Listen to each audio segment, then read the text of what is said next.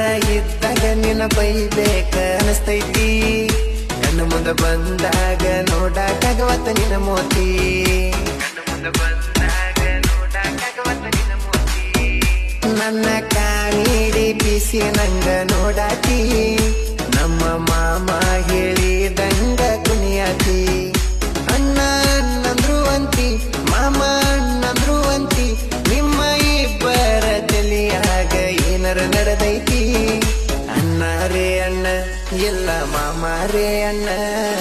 ಎರಡು ಒಂದರ ಏನಂತ ತಿಳಿಬೇಕ